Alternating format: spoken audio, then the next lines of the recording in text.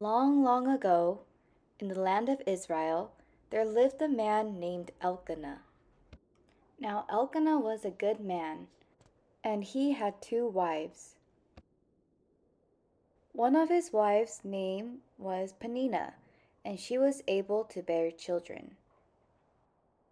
The other wife was named Hannah, and she was barren. Even though he had two wives, Elkanah loved Hannah more, and out of jealousy, Peninnah would mock Hannah. Each year, Elkanah and his family went to the temple to give thanks and worship. At those times, Hannah would feel sad for being barren, and of course, Peninnah would make it worse.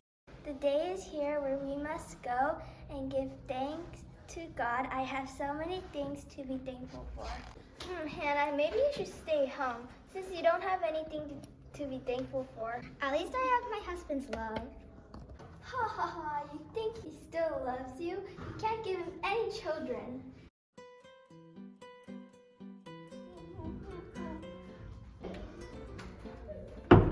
Hannah, are you ready to go to Shiloh? We're getting ready to... Hannah, why are you crying? I'm just sad because I don't have any children. I just want to have a baby so badly. Aren't they worth more than children? Come on, let's go. And so they went up to Shiloh to eat a Thanksgiving meal. But Hannah didn't have the appetite to eat, so she went to pray. Oh Lord, you know how much I want a son. If you give me a baby, I will give him to you. But as she was praying there, the high priest noticed her.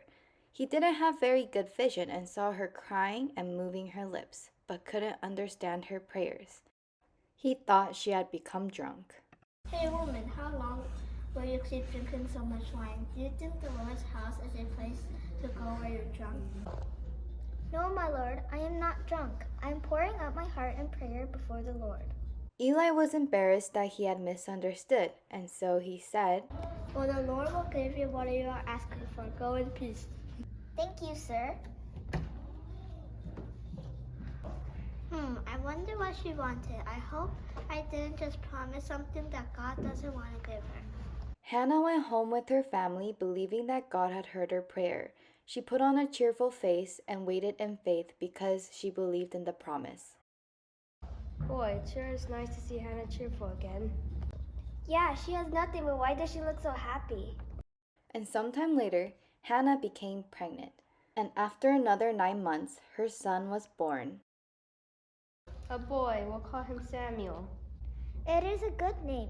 I promised God that if He would give me a son, I would give him to the Lord. Very well, it will be as you say.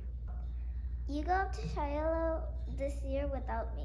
I will keep little Samuel until he is able to live without me. And so Elkanah and the rest of the family went up to Shiloh, but Hannah and Samuel stayed home. Eventually, the boy was old enough, and so they brought him to the Lord's house. Well, here we are at Shiloh. It is time, Hannah. I know, but it is very hard. He is only 4 years old. How can I give him up? You made your promise to God, and God will take care of him, and he will take care of your heart as well. There's the priest. Let's go talk to him. Sir, I don't know if you remember me, but I am the woman who was praying and crying 5 years ago.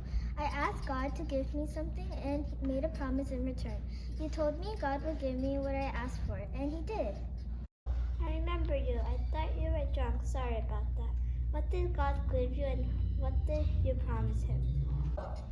God gave me this little boy, and I promised that I would give him to God's service. When he was able to live by himself, here he is. Say hello. Hello. So you plan to just leave him here with me? I must keep my promise to God. Well, you must always keep your promises to God. I guess we could use a helper here. And so Hannah gave up her son Samuel for God. It was due to a mother's desperate prayer that she was able to have Samuel. If it weren't for our own mothers praying for us, we would not be here. Thank you all, mothers. We love you.